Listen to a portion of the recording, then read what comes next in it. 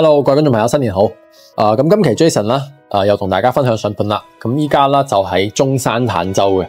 咁今日分享嘅呢套單位啦，唔係一套租盤嚟嘅，係一套佳景康城珍稀園嘅一個3期嘅3房單位。咁呢套單位嘅建築面積咧就89方嘅3房2廳2衛啦。咁我依家就企喺露台嘅位置。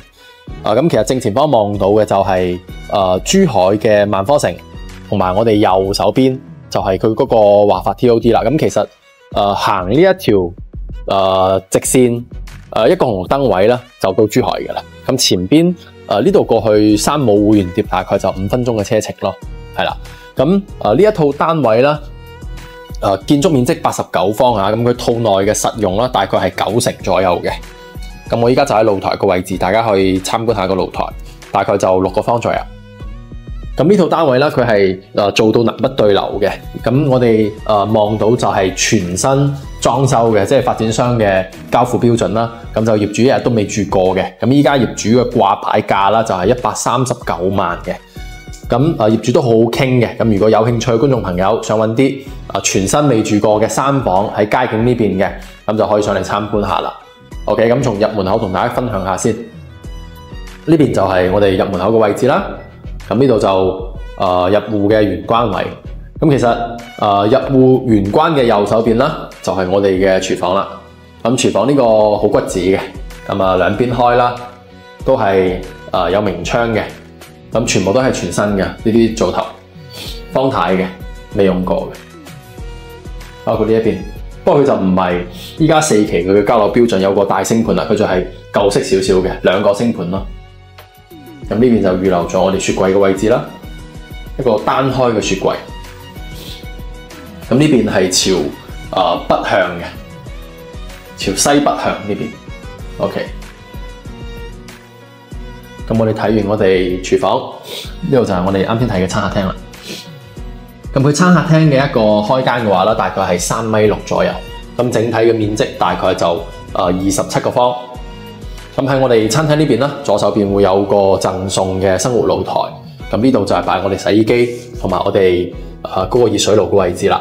咁平時晾衫啦都可以喺呢度晾嘅。呢邊嘅朝向飯廳呢邊咧就係東南向嘅。咁我哋2間房間，包括我哋主人房啦，都係朝南向嘅。咁我哋交付啦都係中央空調交付。咁呢套單位咧係比較合適中意坦洲，想近珠海，想近山姆，然後又唔想揀話去到珍貴園嘅4期嘅交樓標準，即係唔想咁遲交樓嘅，需要3房嘅朋友非常啱，因為呢個價錢唔算特別貴嚇，總價都係130幾萬咁上下都買到，係啦。咁睇完我哋客廳之後，入邊就3間房同埋2個洗手間嘅。咁左手邊啦係我哋第一間客房。呢間客房啦，面積大概9個方左右，咁朝東南向嘅，望我哋內園，咁佢就有飄窗嘅啦，呢個係打唔到嘅，望我哋內園，咁都係有中央空調嘅，1立嘅中央空調，咁我哋呢邊啦就係我哋第一個客廁。呢個客廁啦都係做乾濕分離嘅，大概就4個平方。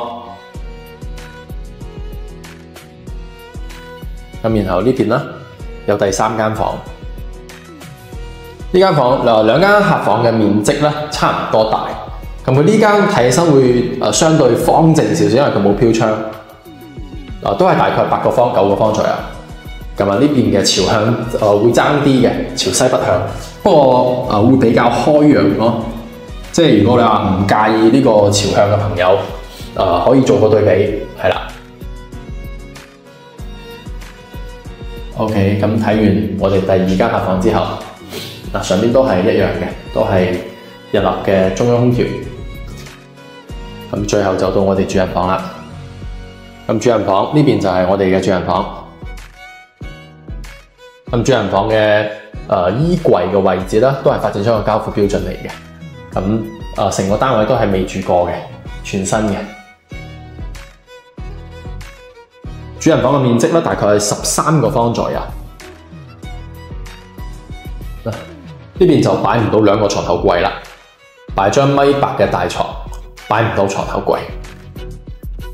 呢邊就有嵌入式嘅櫃啦，呢度都係朝東南向嘅。咁然之後佢係帶套間設計嘅，帶大家睇一睇。呢邊就係主人房嘅套廁，都係做到乾濕分離。